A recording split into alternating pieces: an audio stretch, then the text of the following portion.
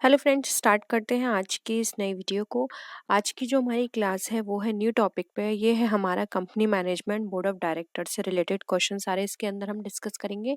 साथ ही साथ हम कोशिश करेंगे कि जितने भी रेलेवेंट टॉपिक लगते हैं या जिनसे क्वेश्चंस पूछे जाते हैं वन बाय वन उनको डिस्कस करें। तो स्टार्ट करते हैं। यहाँ पर सबसे पहले क्वेश्चन देखिए हमारा, one among the following is not coming under the rights of a company secretary। अब आपको यहाँ पे कंपनी सेक्रेटरी के राइट्स के बारे में पूछा गया है, तो आपको बताना है इसमें से कौन सा उसका राइट नहीं है। फर्स्ट है right to control the supervise the working of his department. Second है right to sign a document. Third है right to be indemnified by the company for any loss suffered. Fourth है right to borrow money on behalf of the company. Fifth है हमारा right to receive remuneration even at the time of winding up of the company as a preferential creditor. बताइए इसमें से कौन सा right है जो आपको लगता है कंपनी सेक्रेटरी का नहीं होता है।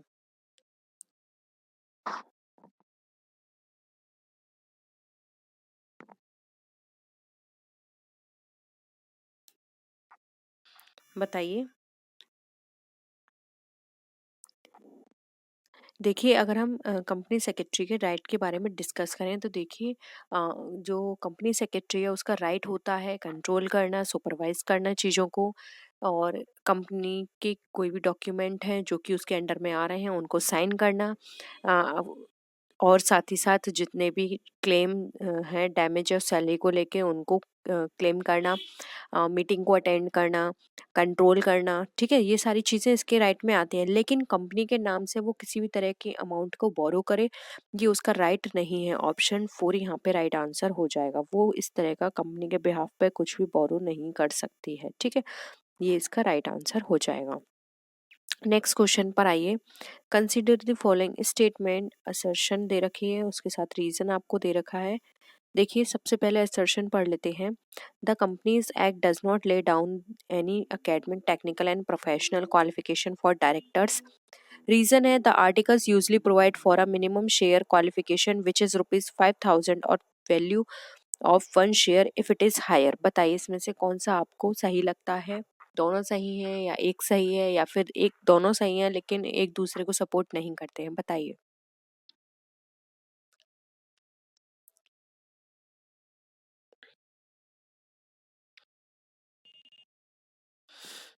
देखिए सबसे पहले असर्शन पढ़ लेते हैं। कंपनीज एक्ट में ये कहीं भी academic technical and professional qualification directors की नहीं दे रखी है। ठीक है, तो ये तो बिल्कुल सही है। रीजन है the articles usually provide the minimum share qualification. ये भी बिल्कुल सही। आर्टिकल के अंदर मिनिमम शेयर क्वालिफिकेशन के बारे में बताया गया है, जो कि 5,000 है, और जो वन शेयर की जो वैल्यू है इसमें से जो भी हायर हो। ठीक है, तो ये भी मेंशन है। लेकिन ये दोनों एक दूसरे से लिंक नहीं कर रहे हैं। ये यहाँ पे डायरेक्टर की क्वालिफिकेशन के बारे में बात कर रहा है, जबकि यहाँ पे ये शेयर मिनिमम शेयर्स क्वालिफिकेशन के बारे में बात की जा रही है। तो दोनों एक दूसरे से लिंक नहीं हो रहे हैं, तो दोनों सही हैं। लेकिन जो हमारा ए है वो करेक्ट एक्सप्लेनेशन नहीं है। ठीक है, तो यहाँ पर हमारा फोर्थ राइट आंसर हो जाएगा। तो ऑप्शन 4 यहाँ पे राइट आंसर है। नेक्स्ट क्वेश्चन पर आइए। One of the following statement is wrong under the permission granted to the company secretary by general resolution. बताइए इसमें से कौन सा आपको राइट लगता है। क्वेश्चन के अकॉर्डिंग किसका आपको आंसर लगता है सही होगा।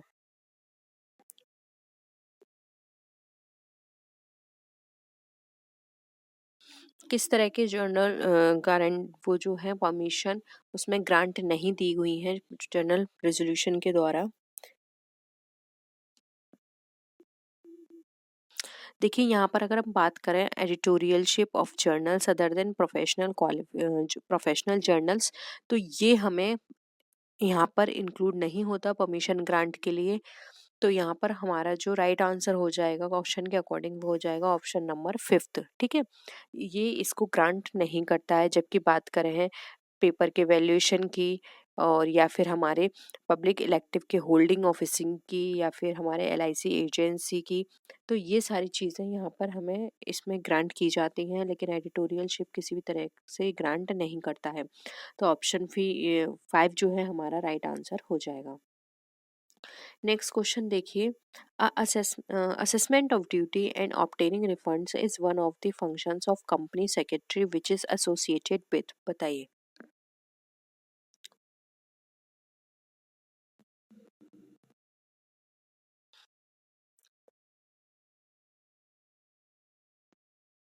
जो कंपनी सेक्रेटरी के फंक्शंस हैं और ड्यूटीज़ हैं असेसमेंट करने की, वो किसके संग एसोसिएट किए जाते हैं?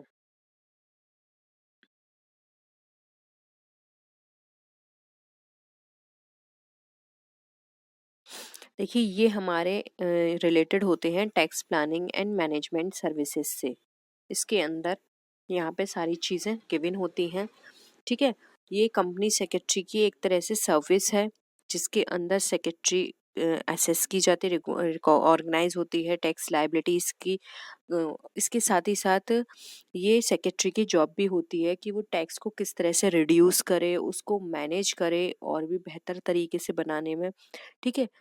तो यहाँ पर जो आईटीआर जो होते हैं, उनको साइन करने का राइट भी सेक्रेटरी का होता है। तो tax planning and management services ये सब जो कंपनी सेक्रेटरी है उसके अंडर आते हैं। तो यहाँ पे ऑप्शन 2 राइट आंसर हो जाएगा। नेक्स्ट क्वेश्चन है, if there is a default in circulation of the members resolution the company secretary is imposed a fine according to section 188 a fine up to rupees 10,000, rupees 30,000, rupees 50,000, rupees 1 lakh, rupees 1,25,000, बताइए क्या होगा इसका। Section 188 के according आपको fine up बताना है, कितना होना चाहिए फाइन अप।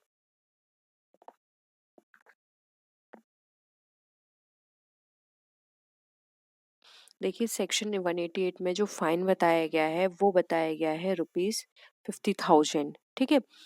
ये एक रिस्पॉन्सिबिलिटी होती है सेक्रेटरी की कि अगर किसी भी तरह का रेजोल्यूशन लिया जा रहा है मीटिंग के अंदर, तो वो जो भी कंसर्न पार्टीज हैं उनको कन्वे किया जाए। और अगर वो किसी भी तरह से कन्वे नहीं कर पाती है सेक्रेटरी, तो वो उसके लिए लाइबल होता है और उसके लिए उसको पनिशमेंट देना होता है अप टू 50,000 रुपीज, ठीक है। नेक्स्ट क्वेश्चन पर आइए, company secretary as an independent profession that originally took birth in, बताइए। कंपनी सेक्रेटरी एक ऐसा प्रोफेशन है, इंडिपेंडेंट प्रोफेशन, ये कहाँ पर सबसे पहले ओरिजिनेट हुआ था। देखिए, ये ओरिजिनेट हुआ था ब्रिटेन में। इसकी जो पोस्ट थी वो थी टॉप, कंपनी में टॉप मोस्ट पोस्ट कही जाती है, टॉप की। और साथ में institute of chartered secretaries and administration यानी आईसीएसए और institute of company secretaries of India यानी कि आईसीएसआई एक अपेक्स रेगुलेटिंग बॉडीज हैं कंपनी सेक्रेटरीज की। और ये हमारी ओरिजिनेट हुई थी ब्रिटेन में। तो इसके अकॉर्डिंग हम बोल सकते हैं कि इसका जो आंसर होगा वो हो जाएगा हमारा ऑप्शन नंबर 5 यूके, ठीक है। नेक्स्ट आइए, company secretary is the function of company secretary का क्या फंक्शन है। अकाउंटिंग रिकॉर्ड्स करना, वाउचिंग, स्टॉक बुक रजिस्टर करना, minutes of the meeting register या फिर पेरोल रजिस्टर। सिंपल है, आपको पता है कंपनी सेक्रेटरी क्या करती है। जो भी मीटिंग होती है उसमें मिनट्स प्रिपेयर करती है मीटिंग के अंदर, और उन मिनट्स के अकॉर्डिंग जो भी चीज़ें होती हैं वो कंसर्न पार्टीज को वहाँ पे कन्वे की जाती हैं। तो यहाँ पर जो ऑप्शन होगा वो हमारा 4 minutes of the meeting register right answer हो जाएगा, ठीक है। क्योंकि जो भी मीटिंग रजिस्टर होते हैं और उसके जो मिनट्स होते हैं उनका कस्टोडियन कौन होती है, कंपनी सेक्रेटरी। अगर हम कंपनीज एक्ट 2030 की बात 13 की बात करें, तो कंपनी सेक्रेटरी जो मीटिंग्स के मिनट्स होते हैं उनको प्रिपेयर करती है, उनको राइट डाउन करती हैं सारी डिटेल्स में, और साथ ही साथ उन पे अपने सिग्नेचर भी करती है। यानी कि जो प्रिपेयर उन्होंने किए हैं मिनट्स, उनके लिए वो रिस्पॉन्सिबल है। और साथ ही साथ जो भी ये उनकी रिस्पॉन्सिबिलिटी भी होती है कि उन रजिस्टर्ड ऑफिस में वो उनको सेफ रखें और कंसर्न पार्टी को वो एज इट इज़ जो भी मिनट्स वहाँ पे प्रिपेयर किए गए हैं उनको कन्वे कराए। और आपने अभी पहले भी पढ़ा कि अगर वो उनको कन्वे नहीं कराते हैं तो अप टू 50,000 उनको वहाँ पे फाइन भी देना होता है, ठीक है। तो यहाँ पर ऑप्शन 4 राइट आंसर हो जाएगा। नेक्स्ट आइए, one of the following statement is not concern with the liabilities of a company secretary. बताइए कौन सी लायबिलिटी जिसमें से कनेक्टेड नहीं है कंपनी सेक्रेटरी के। फर्स्ट है, he is liable for breach of trust, he is liable for wilful misconduct, he is liable for misfeasance, he is liable for the pecuniary loss of the company, he is liable for any act done on behalf of the company when he discharge his responsibilities diligently। बताइए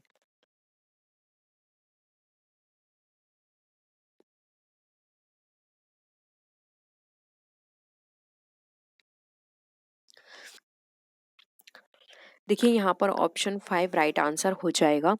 कोई भी company secretary जब किसी भी duty को perform करती है तो वो कंप्लीट ऑनेस्टी के संग उनको परफॉर्म करती है और वो उन चीज़ों के लिए लाइबल नहीं होती है जो कंपनी के बिहाफ पे किए गए हैं या कंपनी के द्वारा किए गए हैं। वो सिर्फ उन्हीं काम के लिए रेस्पॉन्सिबल होगी जो उसके द्वारा किए जाते हैं, ठीक है। इसलिए यहाँ पर अगर हम बात करें ऑप्शंस की तो ऑप्शन 5 हमारा बिल्कुल राइट आंसर हो जाएगा कि जो भी कंपनी ने गलत एक्शंस लिए हैं उन चीज़ के लिए वो लायबल नहीं है, ठीक है। तो ऑप्शन यहाँ पे 5, ही is liable for any act done on behalf of the company when he discharge his responsibility diligently, यहाँ पे राइट आंसर हो जाएगा, ठीक है। नेक्स्ट देखिए, section 2 subsection 45 rule 1988 provided that every company having a paid up share capital of not less than dash must have a whole time secretary. बताइए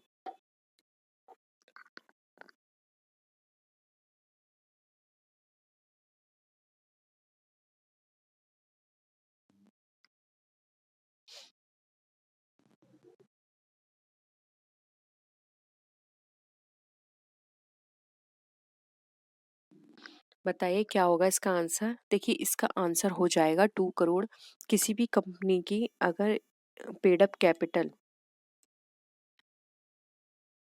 कम से कम 2 करोड़ होनी चाहिए। अगर उनकी 2 करोड़ पेड अप कैपिटल है तो वहां पर उनको फुल टाइम सेक्रेटरी जो है वो वहां पर रखना होगा, यानी कि अपॉइंट करना होगा। तो ऑप्शन 2 यहाँ पर राइट आंसर हो जाएगा 2 करोड़।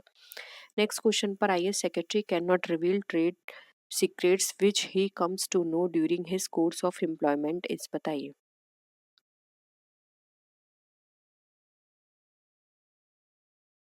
बताइए किस तरह के ट्रेड सीक्रेट्स एक सेक्रेटरी को रिवील नहीं करने हैं अगर वो उसके एम्प्लॉयमेंट टाइम में वो उसको पता चले हैं तो। स्टैट्यूटरी लाइबिलिटीज हो जाएगी, contractual legal liabilities, liabilities under agency contract, या फिर liability under trade secret amendment act. किस लाइबिलिटी के अंदर ये चीजें आती हैं।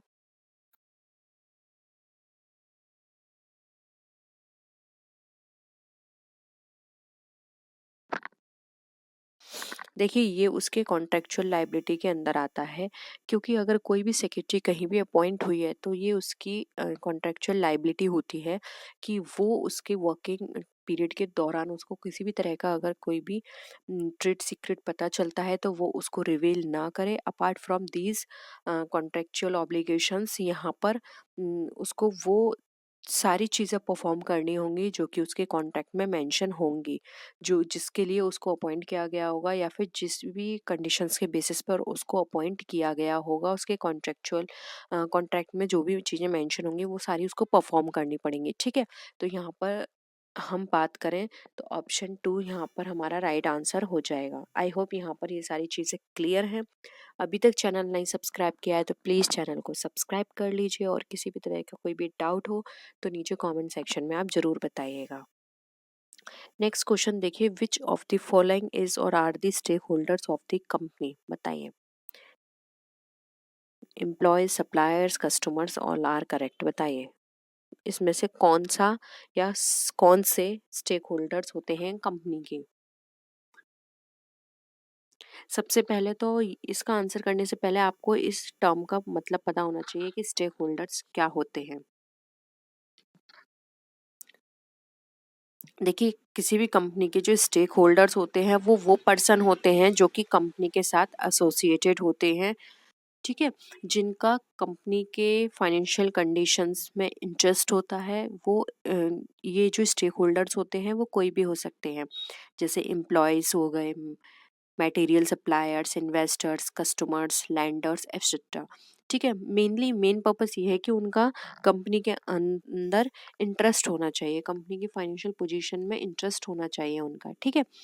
All of them are vested in the financial interest of the company and they have the right to get complete information whether it is economic or non-economic, ठीक है, about the company। तो ये आपको पता होना चाहिए कि स्टेक होल्डर्स क्या होते हैं, बहुत ही कॉमन है स्टेक होल्डर्स। तो मैंने जो आपको अभी इतना स्टेक होल्डर्स के बारे में बताया, तो आई होप अब तो आपको आइडिया लग गया होगा कि क्या होता है। तो इसके अंदर एम्प्लॉयज़ भी आएंगे, सप्लायर्स भी आएंगे एंड कस्टमर्स भी आएंगे। तो इसलिए राइट आंसर हो जाएगा हमारा ऑप्शन नंबर 4, ठीक है, क्योंकि इन सब का ही कंपनी के अंदर इंटरेस्ट होता है, ठीक है। फिर हम इकोनॉमिक बात करें या नॉन इकोनॉमिक। नेक्स्ट आइए, which among the following is not considered as an objective of secretarial audit, बताइए।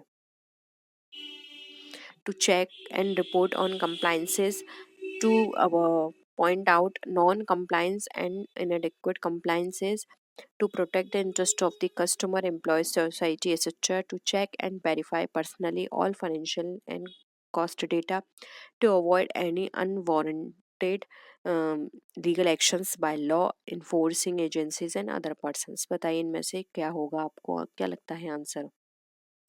सेक्रेटरियल ऑडिट के ऑब्जेक्टिव में किस चीज को कंसिडर नहीं किया जाता है, बताइए।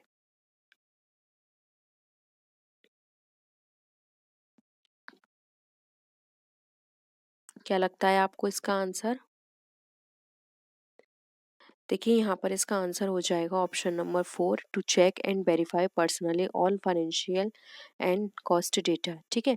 ये इसका ऑब्जेक्टिव यहाँ पर नहीं है, जबकि अगर हम ऑब्जेक्टिव की बात करें तो ये सारी चीज़ें सेक्शन 204 यानी कि 204 में सारी मेंशन है कि उनको रिपोर्ट चेक करना है, और यहाँ पे इनएडिक्वेट कंप्लाइंसेस जो है उनको पॉइंट आउट करना है, प्रोटेक्ट करना है इंटरेस्ट को कस्टमर्स के, एम्प्लॉयज़ के, और साथ ही अनवांटेड लीगल एक्शंस जो हैं उनको अवॉइड भी करना है।